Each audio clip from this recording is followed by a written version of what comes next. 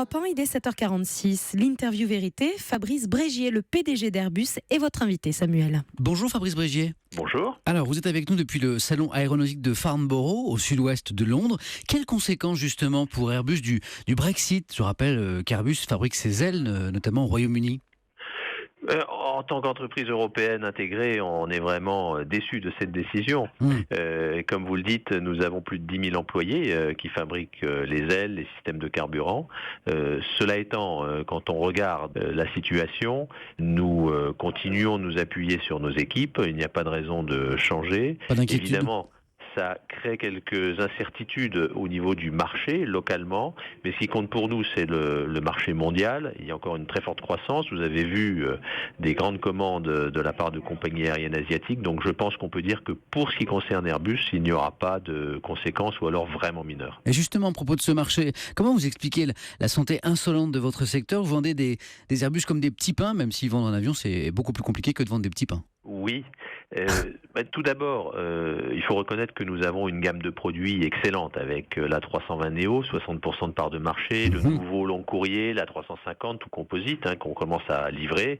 Ensuite, il y a une volonté de voyager dès que l'on rentre dans la catégorie de ceux qui peuvent se permettre de voyager. Donc, en Chine, c'est 400 millions de personnes, par exemple, actuellement. Oui. Donc, cette catégorie va doubler dans les 15 à 20 ans. Et il y a un potentiel énorme qui sous-tend pour nous une croissance de l'ordre de 5% par an. Et l'année dernière, nous avons eu 6,5% de croissance du trafic aérien. C'est vrai, c'est un beau marché pour vous, pour votre concurrent Boeing aussi. Mais de plus en plus d'avions dans le ciel, est-ce que c'est vraiment une bonne idée à l'heure où on essaie de préserver la planète ?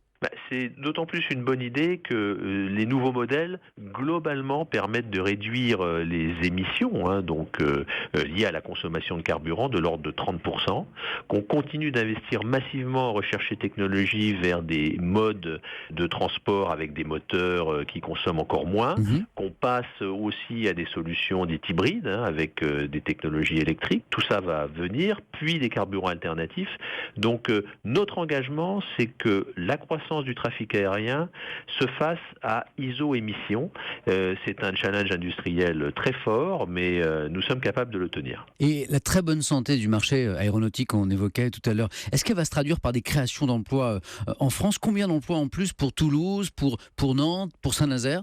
Alors, pour ce qui nous concerne, nous avons recruté 20 000 personnes sur les 5 dernières années pour préparer la montée en cadence, dont une bonne moitié en France. Et l'ensemble de nos partenaires sont aussi en très très forte croissance. Donc, si vous prenez la région Midi-Pyrénées, je pense que il y aura encore beaucoup d'embauches, puisque ce que nous achetons auprès de nos fournisseurs de la région est en croissance de l'ordre de 15% par an.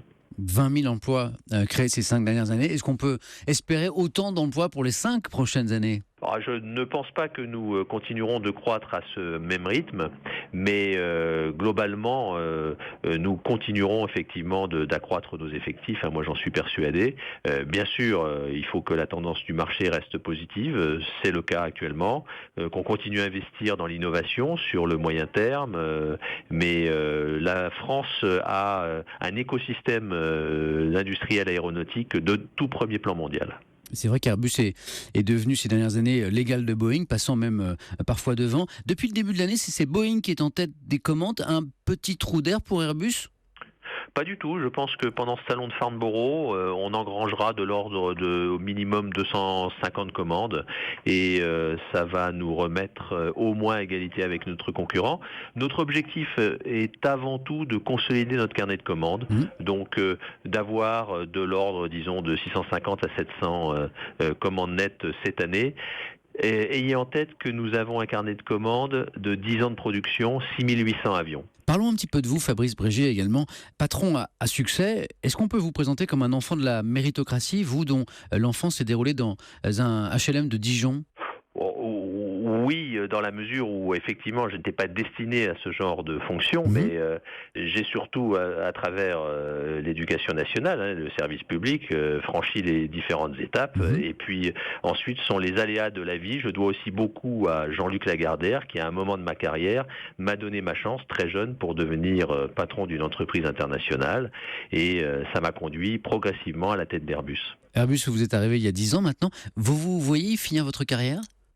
Je le crois, Oui. je le crois. Je vais bientôt avoir 55 ans et j'ai tellement de plaisir d'être à la tête de ce groupe que je n'imagine pas faire autre chose. Cela étant, vous savez, on a toujours des aléas dans ces postes et dans ces carrières Mhm. et donc il faut aussi savoir que tout aura une fin. Mais je ne l'entrevois pas et je ne la souhaite pas. Parce que votre mandat vient à échéance l'an prochain. Vous ne craignez pas donc pour votre renouvellement? Non, je pense que nous travaillons bien avec Tom Enders, qui est le patron d'Airbus Group, Mhm. et que cette belle aventure va se poursuivre. Pour finir, faites-nous rêver un petit peu. L'avion de demain, l'Airbus de demain, quel est-il? Je ne sais pas, est-ce que c'est des avions encore plus silencieux avec de grandes surfaces vitrées à la place des petits hublots et une énergie en partie solaire quand on voit la formidable aventure Solar Impulse?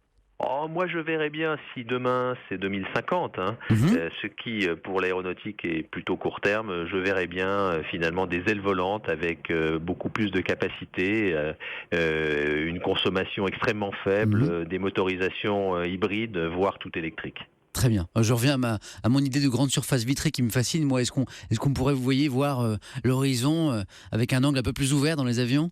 Oui, mais c'est déjà beaucoup le cas, puisqu'on a maintenant même des caméras à bord. On pourra même simuler, je pense, même si vous n'avez pas un grand toit vitré, simuler l'environnement extérieur comme si vous étiez au milieu des oiseaux. Un grand merci Fabrice Brégier d'avoir été l'invité d'Europe Matin.